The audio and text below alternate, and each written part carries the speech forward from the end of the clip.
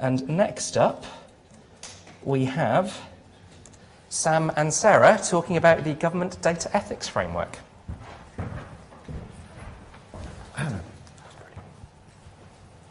Okay, go. We were going to do an intro, but this is Sarah, I'm Sam. Let's just get on with it. So, straight away.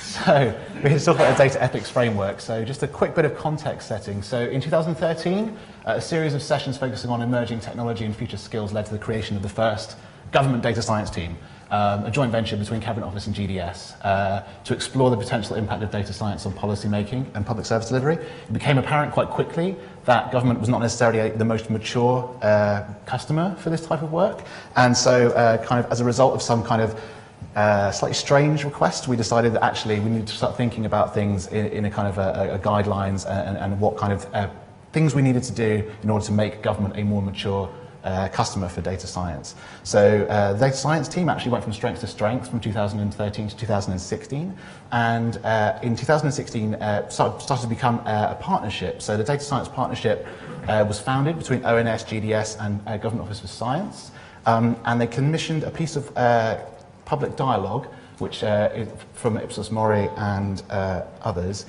which actually kind of arrived at this point that although the public were kind of wary about some uses of data, they were quite happy as long as things were being done in a way that was transparent and well managed. So this kind of gave us an idea that actually we should go and publish what we think are the right things. This slide around the law and ethics is quite important. So on one side of the slides here you see that the plethora of laws are actually quite difficult for non-experts to negotiate.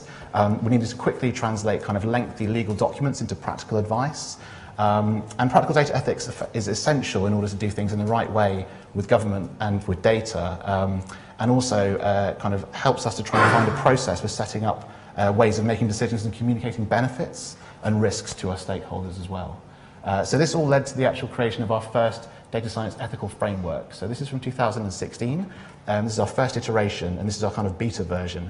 And what this did was effectively kind of gave high-level guidance, things to consider when using data in terms of data science projects, and was tested with departments, and feedback was collected on its use. So the original framework was published in 2016, and we kind of sat around for a year and people used it, and then we kind of started a new bunch of work to look at what do people think of the framework, what kinds of projects is it helping or not helping, and what are the kind of pros and cons, and should we have a new framework or should we leave it the way it is? And so one of the organisations that we work very closely to think about a new framework was Essex County Council, who have a partnership. And they were looking at different ways that you could use predictive analytics in the delivery of local services.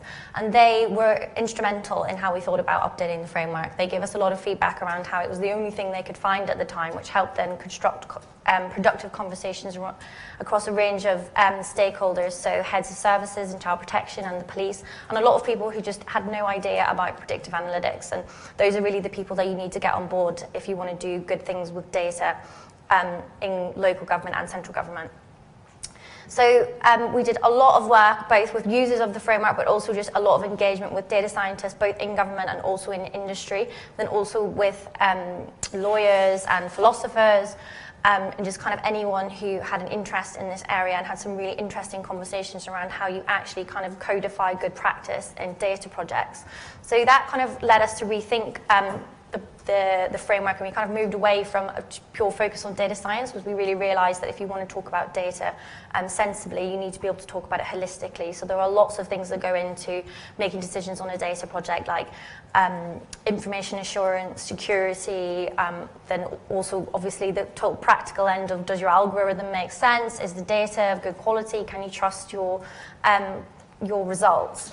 So that led to a new seven principles, which I'll run through. So start with clear user need, obviously very important. Next, be aware of relevant legislation and codes of practice. Number 3, use data which is proportionate to the user need. Understand the limitations of the data, use robust practices and work within your skill set. Make your work transparent and be accountable, and embed data use responsibly. So importantly, the new framework was not just aimed at data scientists. A big part of the engagement showed that this was really off-putting to people. We want any kind of policymaker or anyone in operational specialists be able to pick this up and feel like they can learn something about the things that you should consider when you start out with a data project. So importantly, it was for anyone working directly or indirectly with data in government, or anyone who is interested in starting to do so. So this is the framework on Gov UK. So it has a set of principles, and then each principle has kind of hopefully clear, plain English guidance on how to go about thinking about that. So it generally kind of links to key things that we think will help teams in investigating key issues that we've identified further. We've also provided a workbook, so feedback's consistently showing that people love self-assessment. It also really helps when you're working in kind of multidisciplinary teams, because it helps people document how they feel about a project, and it's designed to be dynamic. So if you don't feel like you're quite there on a particular principle at any point, you should be able to work out a way to move forward and go back. So this is just to give an example of some of the questions that we asked for the self-assessment tool. So things like, can you get peers to review your pull requests? So it goes everywhere from kind of thinking about user needs to just quality assurance of your data project. And part of this is also including a data ethics workbook for procurement. So obviously we don't just build software in government, we buy a lot of it. So how do you equip civil servants and public servants to make informed decisions about the software that they're buying? And this is really to give a set of questions for people so they can kind of feel empowered, or at least show them what they don't know. So throughout the whole framework, we really encourage people to make sure they go and speak to experts. So we've seen what's happened with the most recent iteration of this. Now, the future of the ethics framework is a number of things. First of all, we've seen the ethics framework kind of being adopted and used for other purposes. So this actually is the outline of the new DHSC, Department for Health, Code of Conduct for tax. So again, like the basis of this is effectively the data ethics framework, but they developed it in a way that works for the health sector. We've also seen other things around things like AI guidance and AI toolkits that will be released shortly, which also are kind of grounded in the principles that we've introduced in the data ethics framework. And then finally, just to say, going beyond the data ethics framework in the next iteration, this is the kind of process we're looking to try and follow. So we want to kind of talk to departments, talk to the public sector about how they're using the ethics framework, kind of analyze the gaps, in terms of where this is actually useful and where it's not, and then look to try and refresh the principles, develop more workbooks and more practical guidance that people can actually use in practice, and then obviously iterate further going forward. We do recognise that we need to do a lot more around actually understanding the behavioural effects of this work, and actually understanding the real kind of changes this is going to be making on the ground in terms of the way that data projects are being managed. But we're hoping that we can kind of reach out more and kind of gather that information as we look to continue with the further iterations of this going forward. Thank you very much. Okay. I think that deserves a round of applause.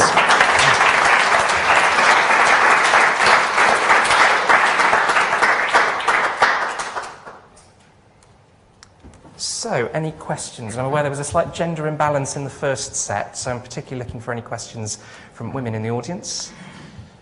Any questions? Hands up. So we've got one there, and one there. Thank you. Just want to pass that along. Hi, thanks. I'm Julia. I'm a statistician in MHCLG. This feels like something I should know about, and I don't. It doesn't feel like it's come through from the Government Stats Service, so I'm just wondering how you're getting it out there to people. Hi, I'm Chris Barnes, How's England. Just public sentiment around ethics shifts. Are you doing anything to track that and make sure that we've got ethical or unethical use cases for data that you might be sort of demonstrating to people? And a bit linked to that, the first question is about use of the framework, and have you got examples of how it's impacted use within departments? The second question is about transparency and algorithms, and what is the GDS position on transparency and algorithms, and what should departments be doing in that space? Thank you very much. Okay. So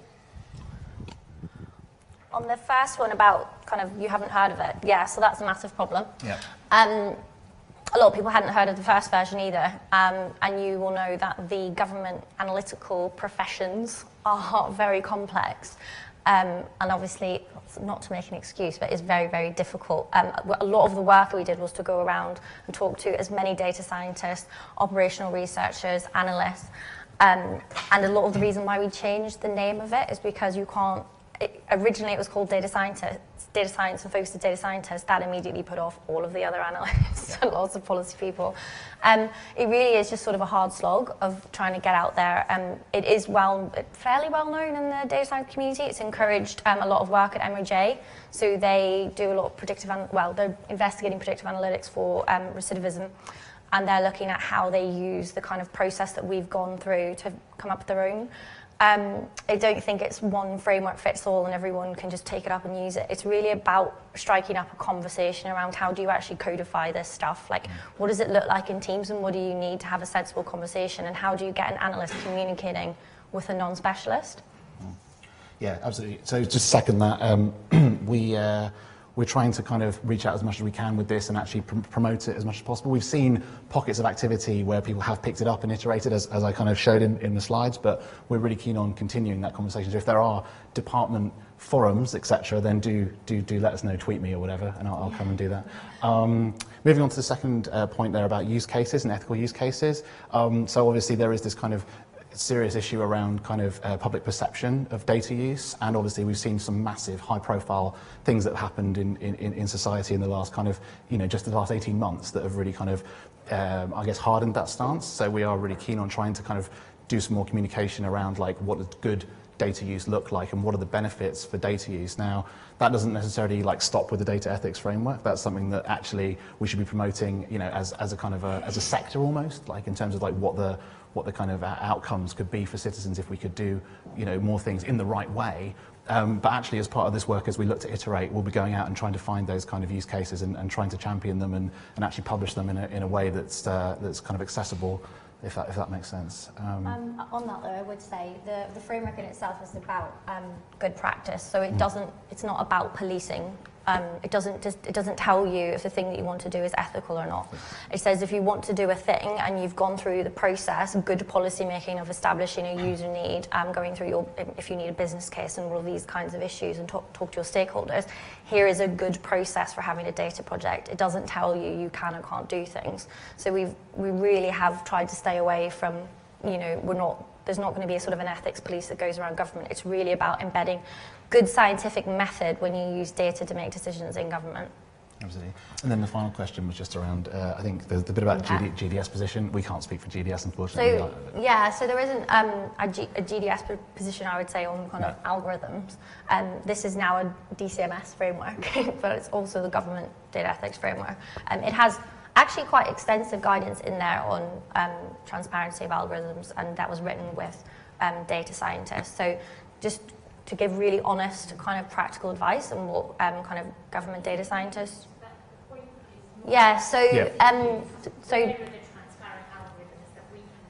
So I think a really good group of data scientists in MOJ were using this quite extensively to think about how they tackled it in their own work. There's also the work that was done in various local authorities. So we can definitely put you in touch with people who've used it. Next set of questions, and again, anybody in the room next door that wants to ask anything, do come to the door. So we've got one at the back, and we've got one there, and another one there. Hi, I'm Chris Fairless from the Greater London Authority. Just a question about machine learning, which is of course a hot topic, and is also a series of pitfalls for any inexperienced data scientists who especially are working with sensitive data or data that maybe has sort of race, gender components. Have you thought or advised particularly on sort of unintended effects of implementing different processes? Thank you. And then we've got a couple of questions sort of in the middle there. Hi, I'm Robert from the Infrastructure and Projects Authority. So we do a lot of work with other governments on enforcing best practice in infrastructure procurement. How does this framework compare to other countries' frameworks? And are we seen as, leading on best practice? That kind of stuff. Thanks. And just in front. One particularly impressive aspect of this, how hard was it working with Essex on ethics? Thank you very much for that. Yeah, I think that was actually a headline, the only way is ethics, and it was just quite nice that we had worked with Essex. So on the first one, on the machine learning, yeah, so obviously massive part of this, loads of different things to take into account. So there's the technical aspect, so obviously what data science is just knowing how to do machine learning, but actually what we've got guidance in there around kind of, removing statistical traces and this kind of thing, the more technical end. But actually what's really important for those things and unintended consequences is speaking to the people who know about the data, and that's not usually the data scientists, that's the people who run and operate services. So obviously it would have been great to go into much more detail on what's in the framework. I really encourage you to read it because we kind of hammer home constantly. It's about multidisciplinary teams. You cannot have data scientists kind of squirreling away with machine learning, not having any concept of like where that data comes from. Yeah, absolutely.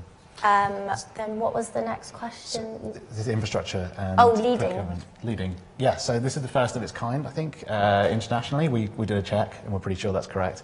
Yeah, pretty sure. So yeah, we are seen as a leader in this space, actually, and this is something that we're talking to our kind of partners internationally about, what are they actually bringing in other places. Obviously, one of the things that's really important to bear in mind is the legal frameworks that we work within as well here. So obviously, Europe, GDPR, quite similar. There's potentially kind of interoperability there. When you go to other countries that maybe don't have a similar regime, that's a different question potentially. So we need to kind of case by case and work with our partners, but we are seen as a leader in this space internationally, absolutely. Fantastic. Is that okay? 3 seconds to go. Very well done.